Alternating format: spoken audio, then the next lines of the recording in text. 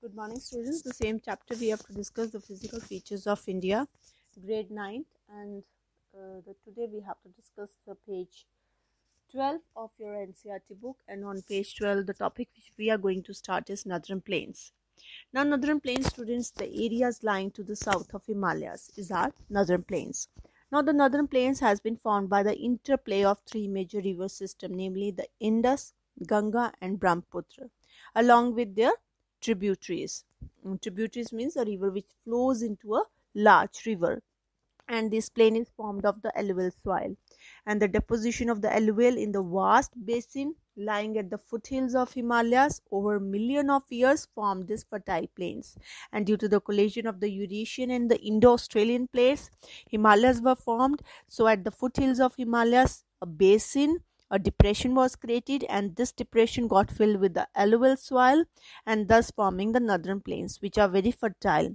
And Northern Plains spread over an area of 7 lakh square kilometer, 2400 kilometer long, and 240 to 320 kilometer broad.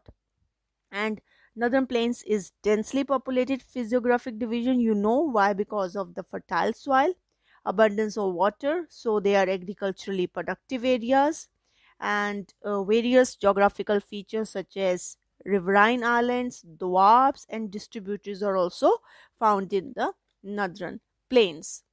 Now, the Northern Plain, I have talked about the Northern Plains, and in this I have talked about riverine islands. Riverine islands means the islands between the river.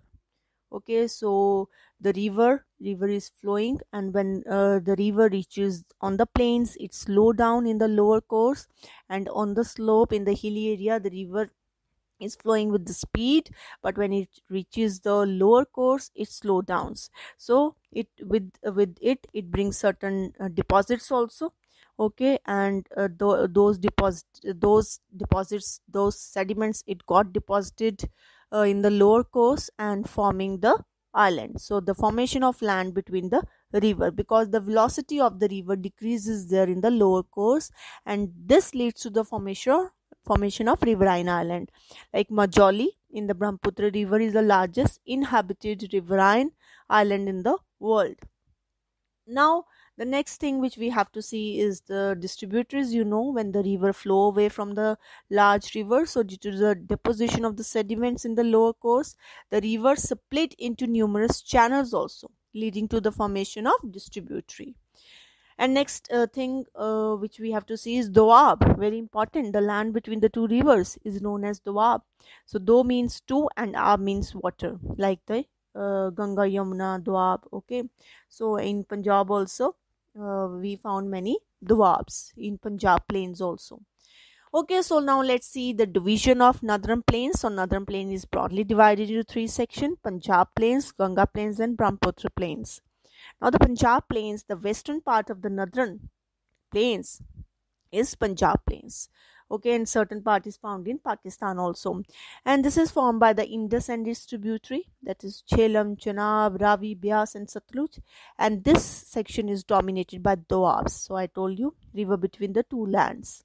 And the word Punjab itself is made of two words: Panch, that is five, and Ab means water. So the land between the five rivers.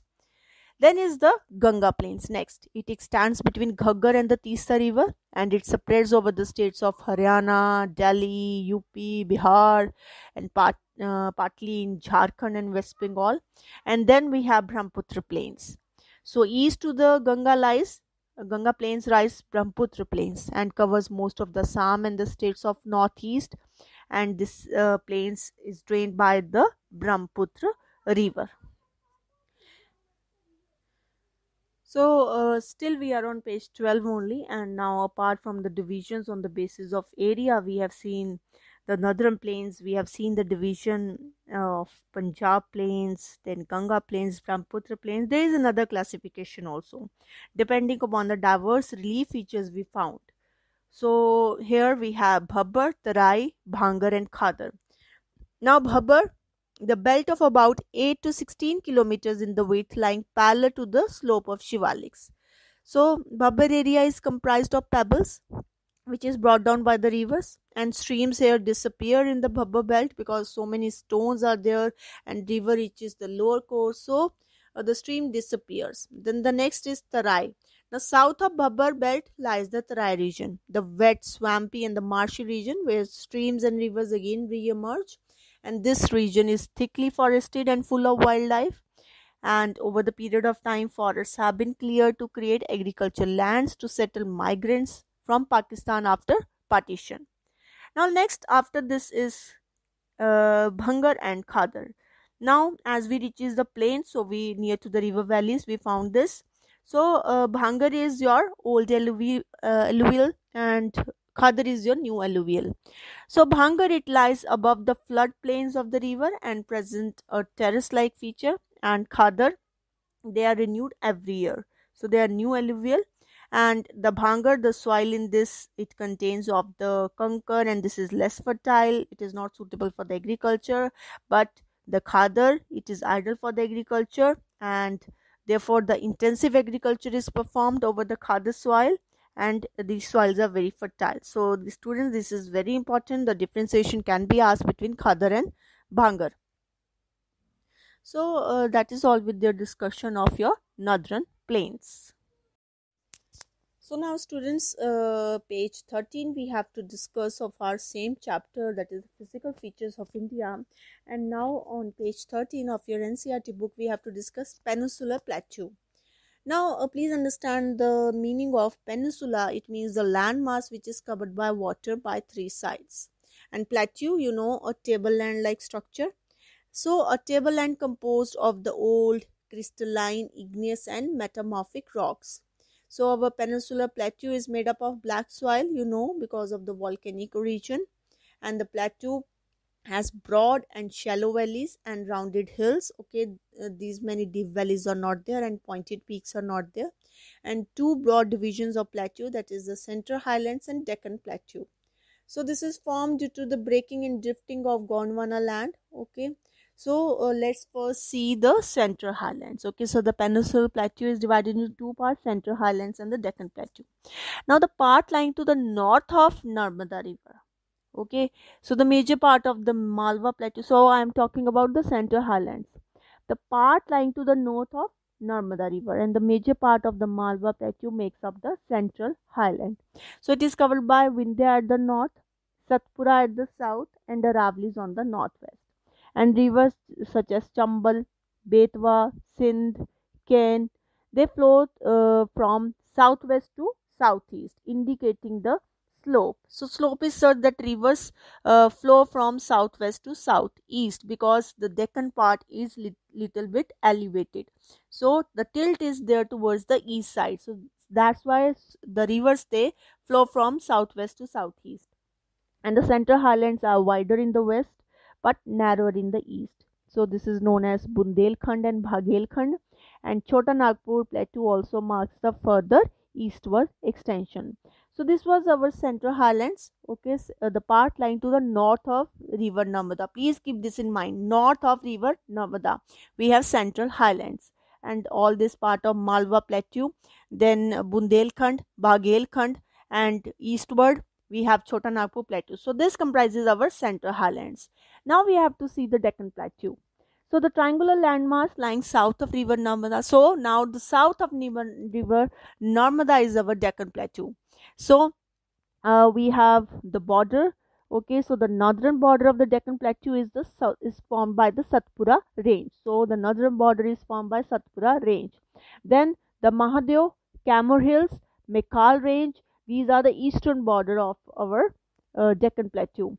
And I told you that this Deccan Plateau is tilted towards east. It's elevated from the west and it is tilted towards east. And the Deccan Plateau is higher in the west, I told you, and slopes gently eastward. That's why all the rivers which flow from west to east, they fall in Bay of Bengal. And the extension of these plateaus is also found in the northeast, students. Please keep this in mind. So these plateaus extends to the northeast. After Chota Nagpur Plateau, you might not see any of the plateaus or any of the ranges because many rivers, they flow from that side. Okay, so due to the rivers, the plateaus and hills might not be visible, but after that the extension starts, like the Meghalaya Plateau, Garo Khasi and Jaintia Hills. Okay, then we have Karbi, Anglong Plateau, and the north Chachar Hills. Okay, so land is one, but between so many rivers are there, so land got dissected, and then the extension starts in the northeast states. Please keep this in mind. And the Western Ghats and the Eastern Ghats, they also mark the western and the eastern edge respectively. Okay, so this is also very important feature of the Deccan Plateau, and this is also very important question, differentiation between eastern and the Western Ghats. So now Ghat means it is a Marathi term for the mountains. So now let's see the differentiation between the Western Ghats and the Eastern Ghats. Now the Western Ghats, if you see the map, okay, India map, and on that you see the location of the Western Ghat, they are continuous and can be crossed through passes only. But if you see the Eastern Ghats, they are discontinuous, irregular, and dissected by the rivers. And if you see the Western Ghats, students, they are higher than the Eastern Ghats, and average elevation is 900 to 1600 meters. So keep in mind, Western Ghats are elevated than the Eastern Ghats, and Eastern Ghats average elevation is 600 meters. Then the Western Ghats, they stretch from river Tapi to the south of the Nilgiri Hills on the west, and the Eastern Ghats stretch from Mahanadi Valley to the Nilgiri. Then they meet in the Nilgiri, both these Eastern and the Western Ghats. Now the Western Ghat causes orographic rain. Orographic rain means the rainfall caused on the windward side of the mountain. The rainfall due to the relief features. So please understand, the monsoon laden winds, they start from the southwest. They strike the southwest part of our country. So there we receive lot of rainfall due to the advancing monsoons in the Kerala. Okay, so there on Western Ghat also, the mountains, the lot of rainfall is caused on the windward side of the mountain. Okay, the mountain which where this monsoon laden winds, they strike first, so there lot of rainfall is happening, and the very less rainfall is experienced on the leeward side of the mountain, that is on the other side of the mountain. Very less rainfall is experienced, because as the winds reach there, they will lose their moisture. So the Western Ghat causes orographic rainfall, but the east on the in the if you see on the Eastern Ghats, the retreating monsoons, you will observe the retreating monsoon. They causes a havoc in the month of December, and Chennai, the Tamil Nadu, they receives lot of rainfall due to the northeastern monsoons on the retreating monsoon or the winter monsoon. Now the height progressively increases from north to south. If you see the Western Ghats, and the highest peak here is Anaimudi. Okay, so very important it is. And there the highest peak in the Eastern Ghats is Mahendragiri. So please keep this in mind. In 1 mark it can be asked.